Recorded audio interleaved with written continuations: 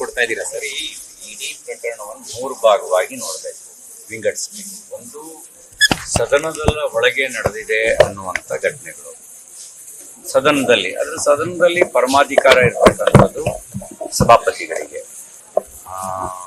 Article 194 ಕೂಡ ಅದನ್ನೇ ಸ್ಪಷ್ಟವಾಗಿ ಹೇಳುತ್ತೆ. ಹಾಗೆ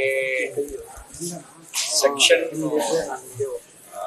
ಸಿವಿಲ್ ಸೆಕ್ಷನ್ 135A ಅದು ಕೂಡ ಪರಮಾಧಿಕಾರ, ವಿಶೇಷವಾಗಿ ಸದಸ್ಯರಿಗಿರ್ತಕ್ಕಂಥ ಪರಮಾಧಿಕಾರ ಮತ್ತು ನಿರ್ಣಯ ತೆಗೆದುಕೊಳ್ಳುವಂಥ ಪರಮಾಧಿಕಾರ ಇರೋದ್ರ ಬಗ್ಗೆ ಸಭಾಪತಿಗಳಿಗೆ ಸ್ಪಷ್ಟಪಡಿಸುತ್ತೆ. ಅದಕ್ಕೆ ಸಂಬಂಧಪಟ್ಟಂತೆ ಈಗಾಗಲೇ ದೂರು ಪ್ರತಿ ದೂರು ಹೋಗಿದೆ, ಅವ್ರು ರೂಲಿಂಗು ಕೊಟ್ಟಿದ್ದಾರೆ.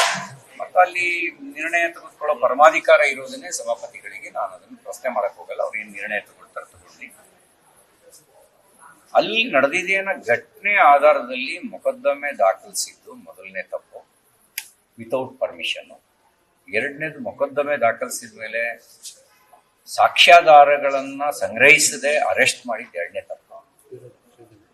ಈಗ ಹೇಳ್ತಾರೆ FSL ರಿಪೋರ್ಟಿಗೆ ಕಳಿಸ್ತೀವಿ, ಅದು ಕಳಿಸ್ತೀವಿ, ಇದು ಕಳಿಸ್ತೀವಿ, ನಮಗೆ ಸಭಾಪತಿಗಳು ಪಂಚನಾಮೆ ಮಾಡಕ್ಕೆ ಪರ್ಮಿಷನ್ ಕೊಡಬೇಕು ಅಂತ ಹೇಳ್ತವ್ರೆ.